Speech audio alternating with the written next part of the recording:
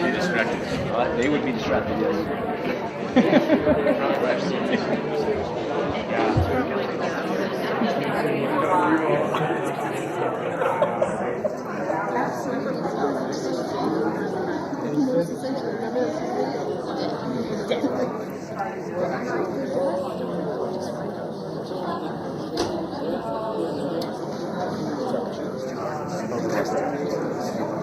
Last night was better.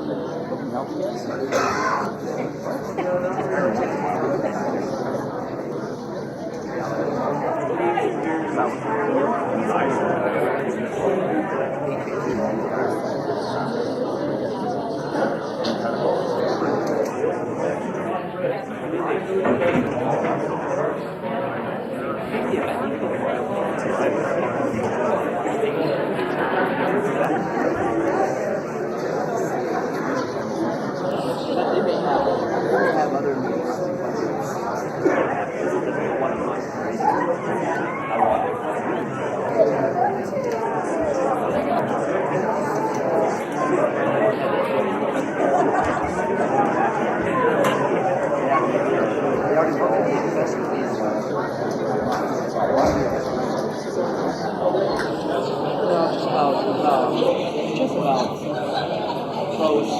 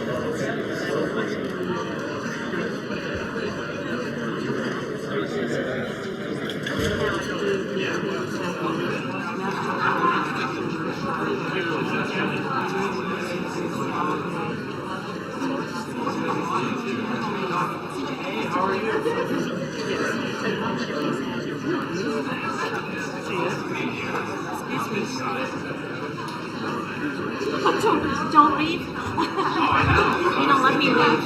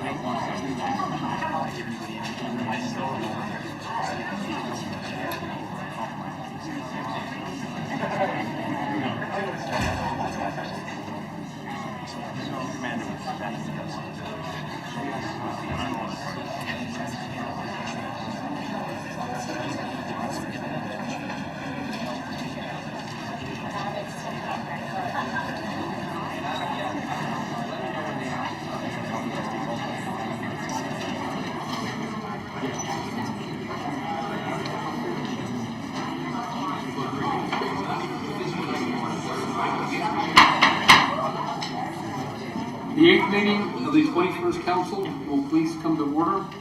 All council members will be present. Councilor Lewis is running a little bit late. At this time, we will have a motion. Good evening, councilmen and women. I am here to wish you a Happy St. Patrick's Day.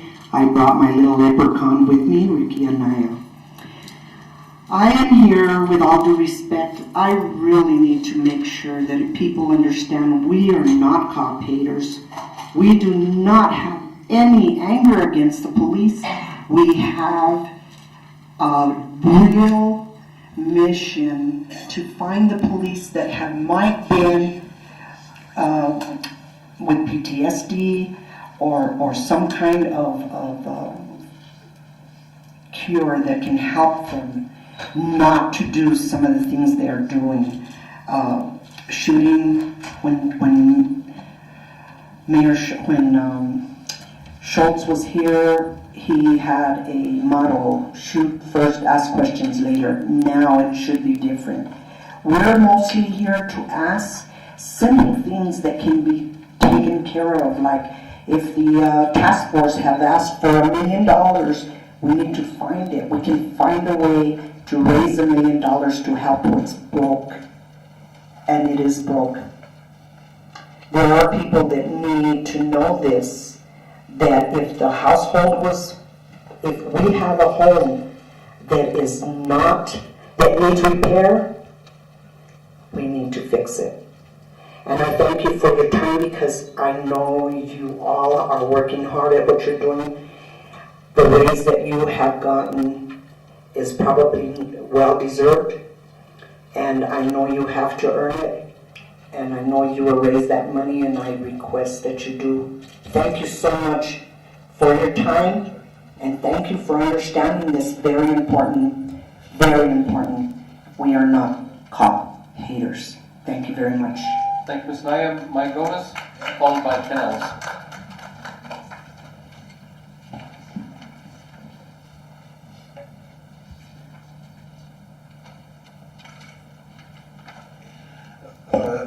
Disgraced ex-APD Chief Raymond Schultz started working for a former city vendor named Taser International before he was even off the city's payroll.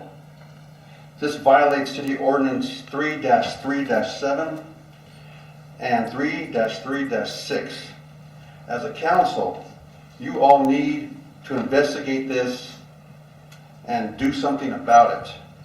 This is not just unethical, Ms. Jones. This is unlawful. Now for the next little step here. APD must implement change. The Police Oversight Task Force, which provides recommendations to the City Council for a strong and independent civilian oversight process, nearly all of the recommendations have been unanimously supported from the task force members on the recent task force deal here. Considering our diversity of views and backgrounds, this achievement was as difficult as it is impressive. Significant compromises were made. I urge the City Council to adopt the task force's recommendations with as little change as possible. Civilian oversight is not a substitute for a mayor committed to curing what is wrong. Without a mayor and a police chief committed to a police force with proper standards for dealing with the community and prepared to enforce those standards and be honest enough to admit that a problem exists, this whole oversight deal that had just happened is set up to fail. We are pretending that effective civilian oversight will cure what is wrong with the police department, but simply that is not true. After paying millions to plaintiffs, Continue where Mr. Gomez left off. Go proceed. After paying out millions to lawsuit plaintiffs after police kill one man for pointing a gun to his head and the others for cutting himself with a butter knife, APD repeatedly finds no wrongdoing. It is obvious that APD officers are either short on training or that their training is getting the wrong kind or both. Yet the incoming chief doubts that more or different training is necessary. Instead, he attributes the unacceptable level of police violence to increasing attacks on police officers. But the National Law Enforcement Officers Memorial Fund reports that the number of police officers killed by gunfire is the lowest it has been in 126 years. And we will be had until APD chain of command from the mayor on down actually takes it upon themselves to change APD. Civilian oversight can help APD change, but cannot change APD. Civilian oversight is like icing on a cake. It can turn good cake into a great cake, or on the other hand, the best icing in the world cannot make an inedible cake fit to eat. Unless the mayor and the chief of police tackle the real problems, civilian oversight, no matter how good, will just cover the problem without resolving it. I urge the City Council to enact civilian police oversight ordinance that creates an oversight body with independence and with teeth. But I even more strongly urge the City Council to recognize that this will not solve the problem. To solve the problem, to recognize that the City Council must call upon the mayor to finally lead the city out of this darkness into which it has descended. Perhaps the mayor and the chief will listen if the City Council speaks truth to their power. Perhaps the only sure thing is that the City Council does not speak, the mayor and the chief will continue not to listen, and nothing will change. This was an article that was written by Alan Wagman, who was a member of the Police Oversight Task Force, and reality is you can't fix a problem if you don't recognize that you have a problem. Thank you for your time. Any questions? Next speaker will be Karen Navarro, followed by Sue Flint, followed by Timothy Oliphant, followed by Bree Sonder, followed by Joan Robbins. And again, once your name has been called, you would come to the front and be prepared to speak. And there's seating here at the front also. Go and proceed. Thank you. Hello, my name is Karen Navarro, and I have worked in homeless services for 20 years. I'm here tonight, however, as a private citizen with a grave concern, and that concern is that there are not enough shelter beds in the city for people who are homeless. We are all, or most of us, are going to be going home tonight to homes, but there are there are thousands of people who are not. We have an overflow winter shelter that just closed on, the last night was March 15th. It will not reopen until November 15th, probably, unless there are emergency weather conditions. And this week I saw the weather for the week, and it's going to be in the mid-30s all week. So that means a lot of people are out there with or without blankets in these temperatures. We have a lot of overnight shelters, but we do not have adequate shelter beds. As an example, the domestic violence shelter, the largest one in Albuquerque, is usually full, and I know this because women will try to call to get in. They have a capacity, I believe, of 100 beds for women and children. The Joy Junction shelter does fill up, and they also have limited beds for single men. So there's I think an illusion that there's a lot of people that the people who are homeless know how to camp outside, that this is not a big deal to be outside, but trust me, it is.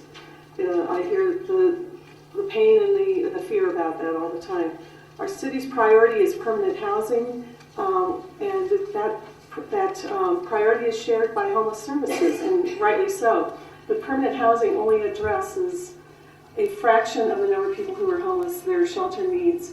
So what I'm asking tonight is for the City Council and the administration to work together to find the funds, to have the priority of the basic human need of shelter for all of our homeless individuals in the community, and to extend the winter shelter to be year-round. Thank you. Thank you.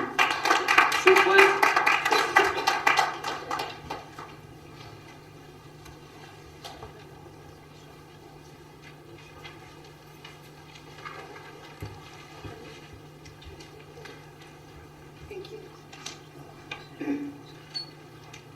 Councilman and Sanchez and Council. Thank you so much.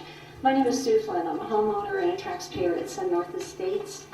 And I was going to talk about something I actually planned it for a month, but I watched the last two hearings. And I was really concerned about the Baca versus Berry, and that the message that it sends to people like me. For almost 3 years and over 20,000 hours, I've invested in this amendment and the contracts, opinions, and judgments, everything that derived from it. And this is the R09263. It was passed in February of 2010, and it actually changed the comprehensive zoning code description to the property that I live at, which is Sun North Estates, and gave remand to Coronado Village, and the rest is history. I've come before you so many times, and I can see why these people sued. You spend so much time going before, and not once, and I brought this amendment in front of you. It is wrong. I filed an ethics complaint of misconduct against Kevin Curran, a city attorney, because I took this to him the day after I found out, before anything was legislated. Nobody has asked me a question about it. I filed another complaint against city zoning director of urban design and development, metropolitan, and everything that you would give somebody who's an expert, that made a decision that was incorrect. Nobody has addressed it. So I can see why, but it won't deter me, because I will sue the mayor. If the mayor is wrong and you won't listen to the people, there is something wrong. You don't ask questions, that's why we come to you. I brought this before you. This is incorrect. I've got things that have been revised, and I've tried to come to you as a citizen, as somebody who's been affected by this, and nobody has asked me a question to explain what I've talked about. Thank you. Thank you. Timothy Oliphant, followed by Bree Saunders, followed by Joan Robbins. Welcome. Hello, this evening. I'm asking to be heard. I'm asking for an audit on the Social Security Administration Bureau, because with their increase of marketing and the past to financial crisis, I believe they've been using extortion and fraud tactics in several calculations in my process for SSI and SSD. I have not been able to find because I moved to town here as a GS11, and things have turned down for the worse after leaving Red Alert. And I've been suffering from my illness for the past 5 years, and on top of the neglect that I have suffered, I haven't been able to keep up my regimen or my physical health because of the collapsed lung, nose, and eye on my right side. And I keep getting to the point where I'm on Medicare, I'm on Blue Cross, but I keep getting distorted for fees, past due fees for this current year, for Medicare B when I should be on Medicare D for starting the form of recovery. And on top of that, I have her using different payment dates to become frivolous or absent-minded in the accounting practices in the Administration Bureau, and with the extortion charges that I received, I'm accusing her of, is instead of hearing my appeal in August 8th, she said I signed up for Medicaid, where she began to do harsh deductions, and disregarded the 4-page letter that I wrote her. I'm hoping to find additional legal help in town for security clearance and tort claims. Your time is up, sir, but I think they have a question for you. And also, can somebody shut that back door, please? Mr. Oliphant, I don't believe this is not a city issue. We're the city council. We don't speak for the federal government, but if you would give your contact information to one of the staff here at the front desk, we will see if we can get someone from Family Services to contact you. I believe I have about 2 to 3 abuse claims on file. If you'd like us to, we would try to do that. If you don't want us to, we certainly won't. But the city can't. This isn't a city issue that we can help you with. I was hoping to find legal representation. So we don't do that. But if you'd like to give your name there, we'll have Family Services contact you. Thank you. Thank you. Next speaker is Bree Saunders, followed by Joan Robbins, followed by Lee Whistle, followed by Brian Luelis. Welcome. Hello, Council. Thank you for having me tonight. I came to you before in 2012 to tell you, thank you very much, to tell you that the people of Sunworth Estates were not given due process. I come again before you to tell you that once again we weren't given due process. Forgive me, I'm shaky, I'm disassociating. I am a combat field veteran, 100% disabled vet, and so I tend to be shaky. What happened was, when this contract was made for Paseo, sorry, there goes my brain. You know what I'm talking about? Okay. The contract was to take over 24 months for completion, and instead, the contractor pushed it and made it happen in 14 months, or to try and make it happen in 14 months. I now am living back in Iraq. I'm hearing bombs at night. I'm hearing bombs during the day. I used to not sleep at night so I could sleep during the day. I now cannot sleep at all. If you look at my eyes, you can see that I have bags under my eyes. I'm not the only vet there. There are Vietnam vets that I talk to that are going under the same thing. You have trucks that are going on roads they're not allowed to go on. We have called the police to have them stop this. They're doing 50 miles an hour. We have this taped. And they're banging, making noises. This is causing dust in the air. It's causing elderly people. It's causing other people with asthma problems. This needs to stop. We need to be considered. We need to have due process.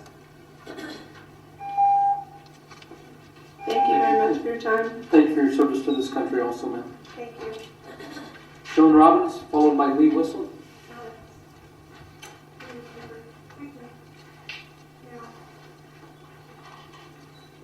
Welcome. Good evening, counselors. My name is Joan Robbins. I'm a retired licensed independent social worker. I have never worked for CYFD. I have come to ask for another moment of silence for Omari and 4 other children that we know of, allegedly killed by those who were supposed to take care of them. The agencies supposed to protect them failed them. We in the community, social workers, police, parents, medical staff, teachers, neighbors, volunteers, extended family members, and just plain concerned people need to dialogue about what we can all do to prevent these deaths and abuse from happening. We need to treat this situation as an emergency and not delay.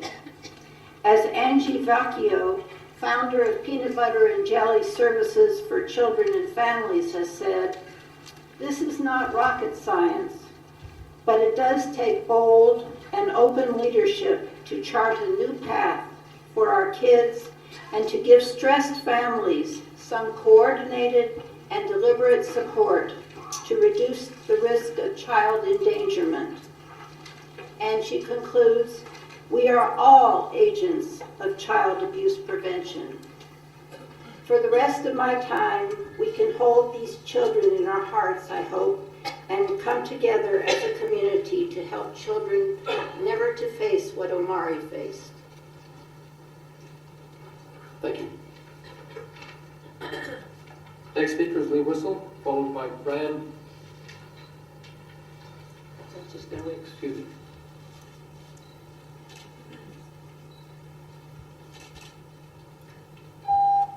Thank you.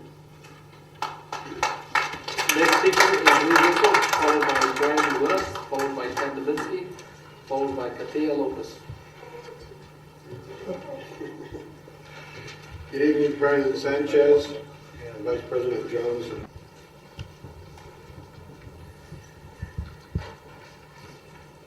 Glenn Sofio. Left, Simon Polakowski. Council. Thank you.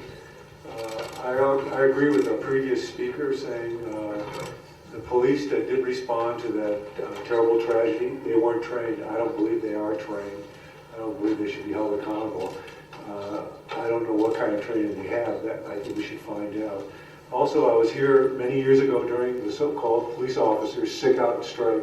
Our crime rate actually dropped. It was very calm here in the city. I found most people in Albuquerque and all over the world to be very peaceful, decent human beings. I agree that officers should be recognized with proclamations, but officers who do harm to our community should also be confronted with this. We know what's good. Let's make what's bad, get rid of what's bad and make it good. With bus drivers, I've taken the bus a few times in the past few weeks. I occasionally take the bus. I'd like to commend Albuquerque's bus service, especially on Central. They do a great job, and the people who take the bus really need the bus service. These people would be hard-pressed to move about town. We have extreme distances between places, so we really need bus service. The way we have it now are better, hopefully. And homelessness, just before Christmas of last year, I saw a man sleeping on copper. Well, he wasn't sleeping, he was dead. He was there for 2 days. And I saw the body of the Office of Medical Investigator go by, and I thought, the man seemed too content. Well, he was dead.